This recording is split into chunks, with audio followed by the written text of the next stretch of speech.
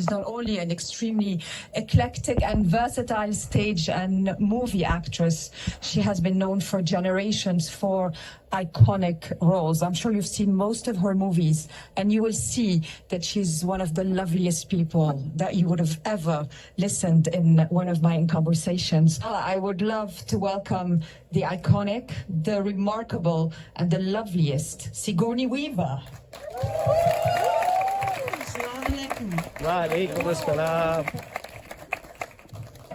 It is safe to say that I met you in Paris last Friday, then you went to New York, because you're touring for Avatar, so your schedule is extremely busy. And thank you so much for taking the time to come to the Red Sea International Film Festival and speak in front of a loving audience. Thank you really, truly for taking the time. Thank you for having me. New York, Jeddah. All right. As I always say, I love to start from the beginning. And when actors start loving acting, was it early for you? Was it later? And who was the biggest inspiration in your life to, make you gravitate towards acting even in the first place? Well, it's lovely to be here. So thanks again. I don't think I'm very typical because I was very shy. So the idea of becoming an actor was so far away from anything I was thinking. I was thinking I'd love to be a storyteller, maybe a writer or a journalist. So I never really said out loud I want to be an actor until I was, maybe in college. And my father, though, was a great influence because he was running NBC, which is a big television network, and created the Today Show, the Tonight Show, many shows with comedians, and he'd always come home smiling. And so I think whatever he's doing, which of course I didn't know at all, whatever he's doing looks like it's fun. So I think that did influence me.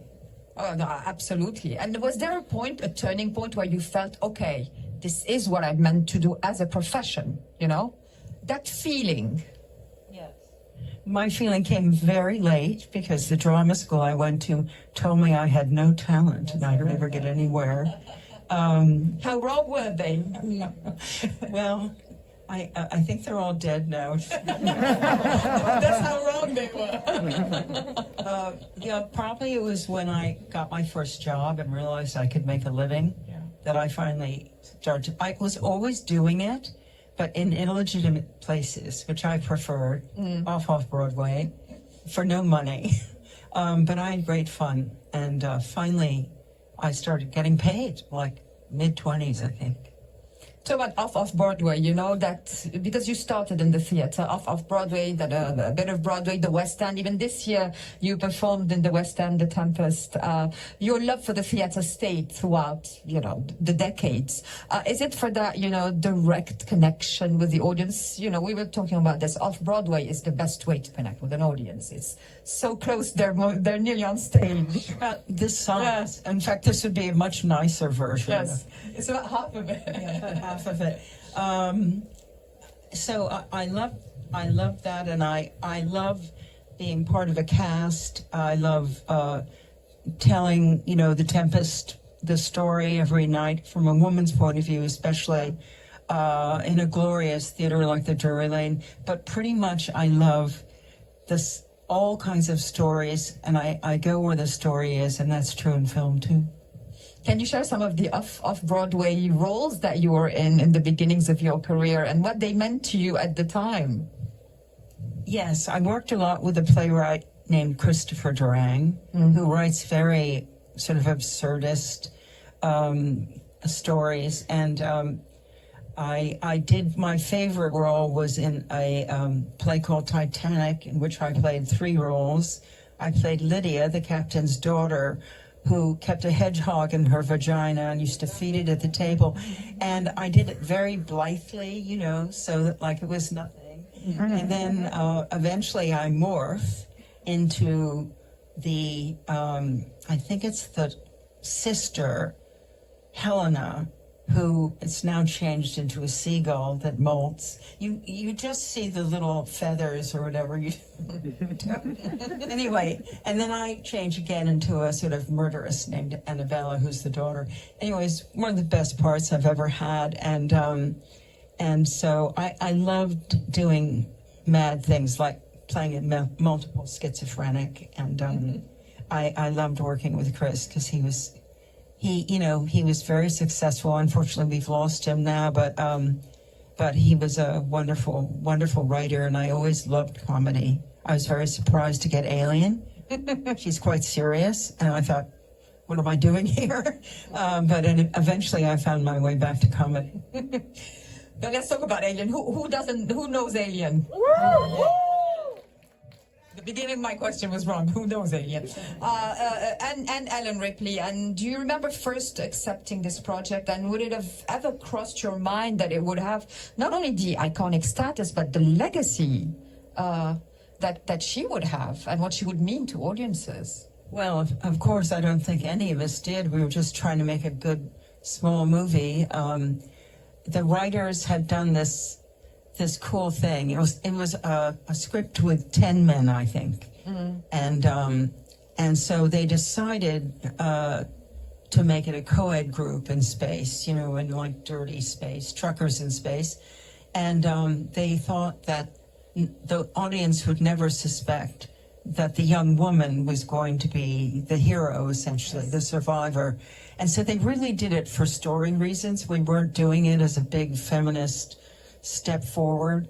It did somehow turn out to be that, which was, I realize now that was ahead of its time, unfortunately, as movies went then. But I did love the character of Ripley, and it's amazing to me how influential the character of Ripley's been. I think because she reminds us all that we can rely on ourselves and we don't need a man to fly in and save us or something like that. Because I do feel that women are the glue that holds the world together. There it is. I'm just telling the truth. So you may disagree, but for me, you paved the way for, the female sci-fi action empowered character. At what point did you realize that this was the impact it was having on an audience that was now ready for it? I guess when Aliens came out. Yeah. Aliens was such an amazing movie as well. And I was lucky to, work with Jim Cameron. That was the first time. With whom I'm still working. And so I realized then, because he had really built this amazing movie around the character of Ripley and her story, which I feel we can all identify with, sort of cast out by society and put in a position she doesn't want to be in, and having to save the day. But it's a beautifully written script. Yep. If I remember correctly, you got an Oscar nomination for it. I did. Yes. I did, which was kind of unheard of, probably still is, for science fiction anyway.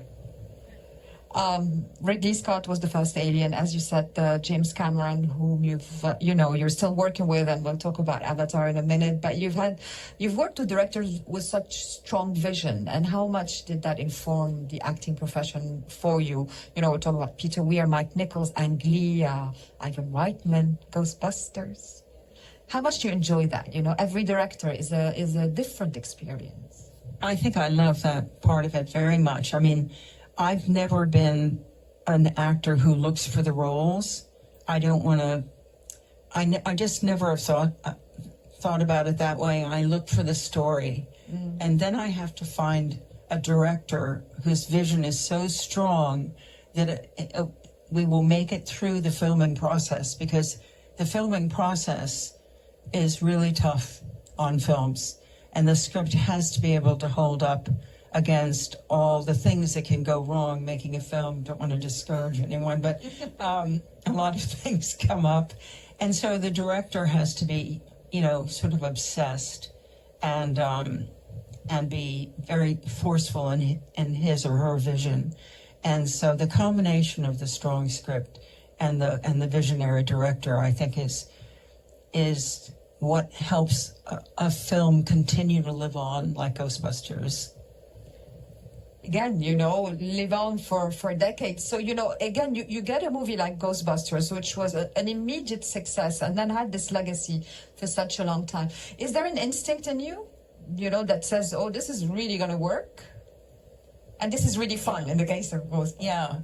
I mean, there is, because I was an English major and I'm very nerdy about it. It has to have a beginning, middle, and end. The story has to be about more than just the people in it. Because I knew as an actor,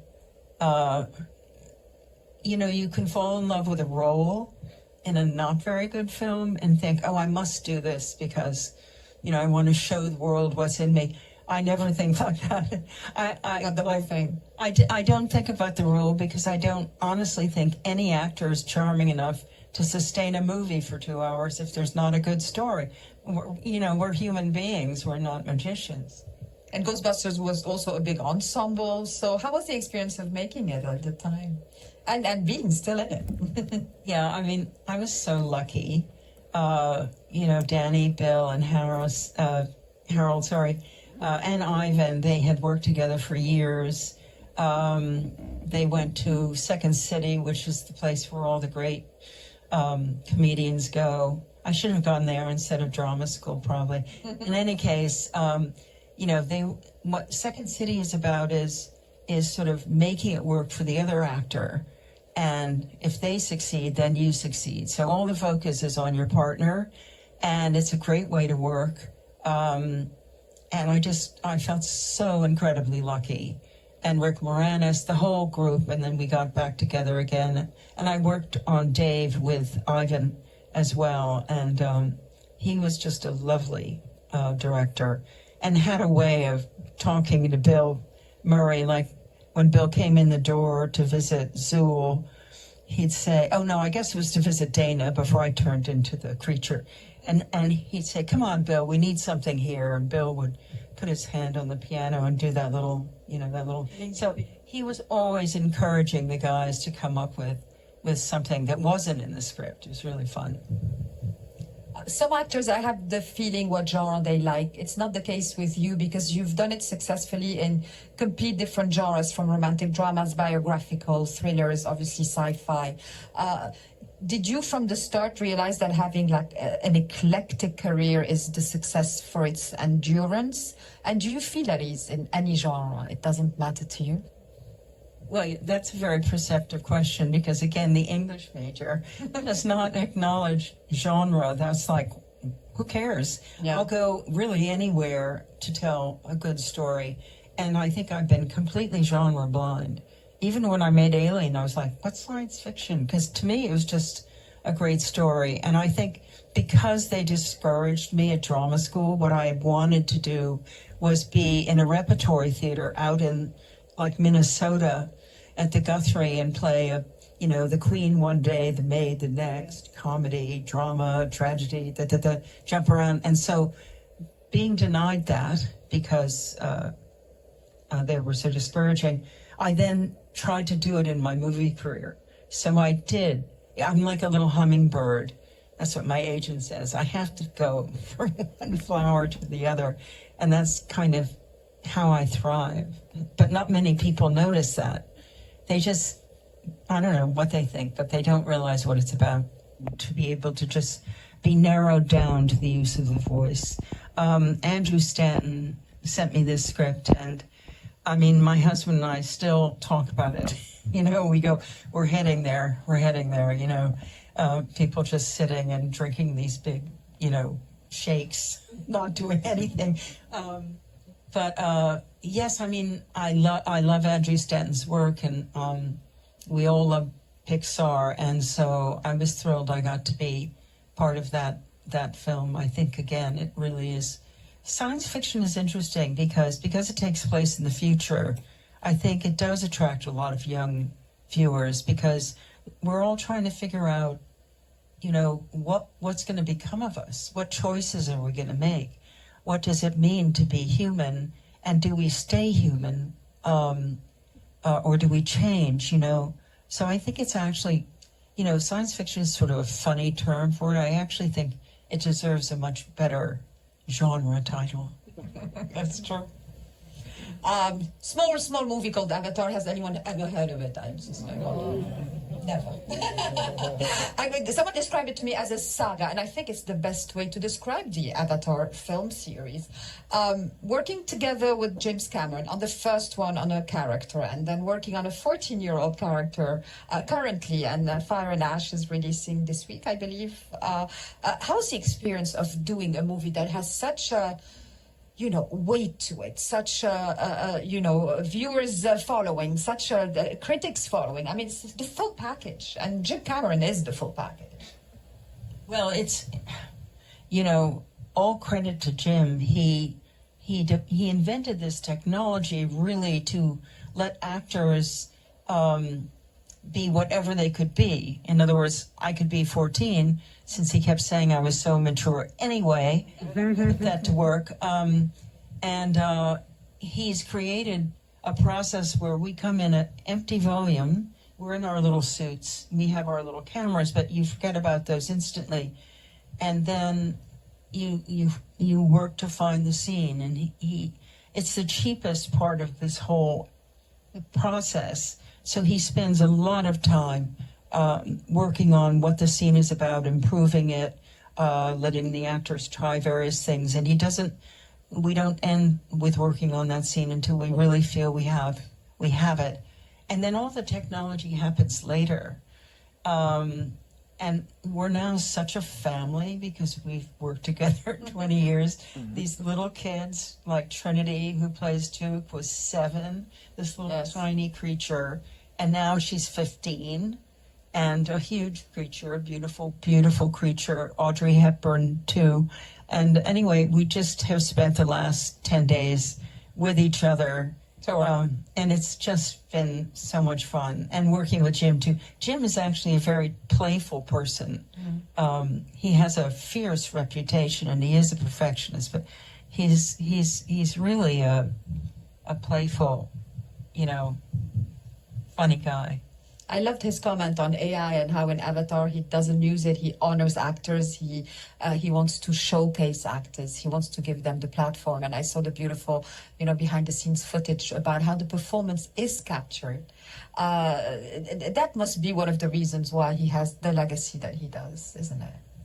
He's so full of surprises. You wouldn't think that this sort of scientist, inventor, who's such a genius at all this technology would have done it to be the director of actors. It's the way he wants to. He's like here when we're acting. He's right there with us. He's not in Video Village 100 feet away. And so he has enhanced the adventure of filmmaking. And I look forward to the time when many more filmmakers. It's not AI. It's actually anti-AI. Yes.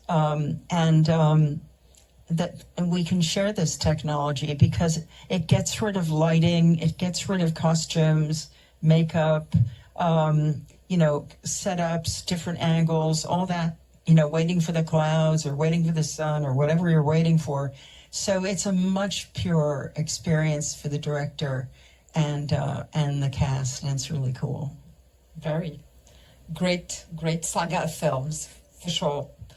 You've kept your privacy intact all these years, although you're a major movie star and such a long, enduring, successful career. So what is the secret to your work-life balance? Well, I think I married the right person. That's important. That helps. He was a theater director, had his own theater for a long time, and he's from Hawaii, so he has all this aloha.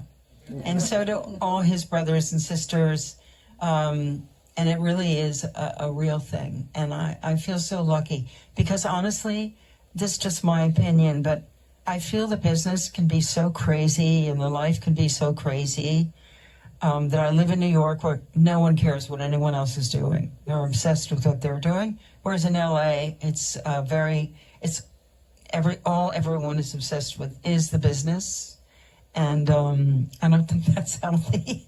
But yes, I mean, I feel like a bourgeois life where you have a routine, for your children, where you put as much normalcy in your day as possible. It's very balancing. And so we've been lucky enough to do that.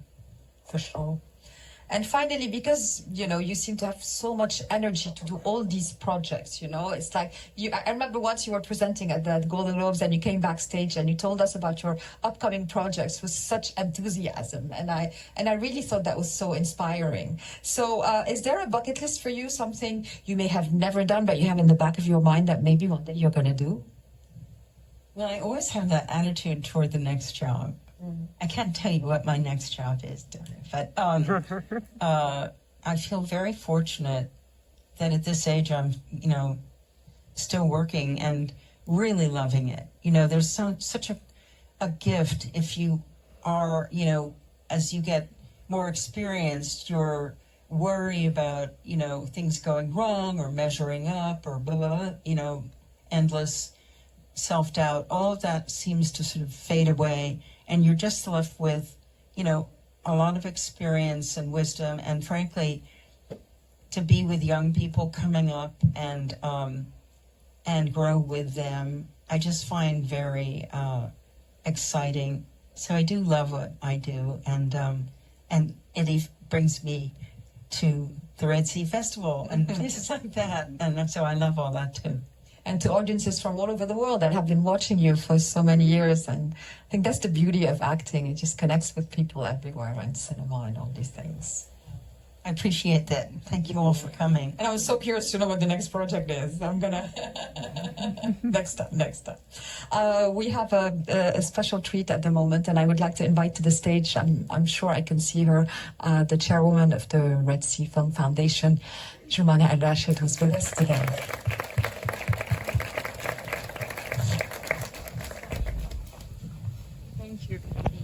Thank you, Naya, and thank you, Sigourney, for joining us. It gives me great pleasure to welcome you here at the Red Sea International Film Festival. In extraordinary times, subtle, powerful, and effortlessly elegant. Qualities will bring to everyone, and truly the reason why you stand as a true legend of cinema. Sigourney Weaver, you have mastered every genre and every medium with remarkable command, from redefining the modern action heroine with Ellen Ripley to delivering Oscar and Globe-nominated performances in deeply moving dramas. Your range is nothing short of extraordinary. Your career has also shaped global culture, from iconic blockbusters and beloved franchises to award-winning television to acclaimed performances on Broadway to the West End. And of course, this is long before it was common. And that's why it's so inspirational to myself and to everyone here in the room and to so many female filmmakers around the world. You proved that women could lead and open major franchises with strength, depth, and undeniable presence. Your impact extends far beyond the screen. You are a pioneer, an icon, and a light with no limits. Please continue to inspire generations. Please continue to inspire us. And thank you for joining us once again at our 5th anniversary. And we're looking forward to seeing you hopefully next year and the year after with great films and hopefully the same film that you're just talking about. So thank you so much. Ladies and gentlemen, please welcome me in honoring Sigourney Weaver.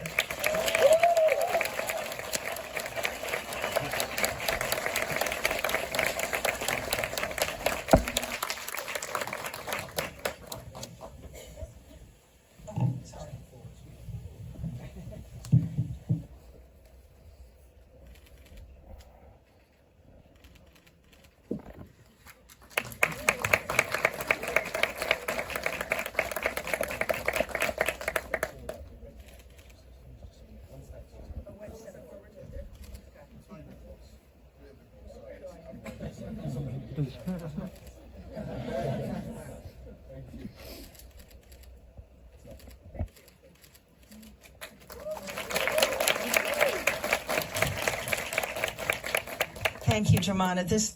I want a copy of that for the down days, so I can look at that. I'm so delighted to be here, and this is such a beautiful award, and I'm so grateful that you invited me. I'm so grateful to be here today, and to have my work acknowledged halfway around the world, and to feel a connection with what you all are doing here, and all the developments in the whole Arab world for the film culture is so exciting, and I'm so glad now to feel connected to it. So thank you so, so much.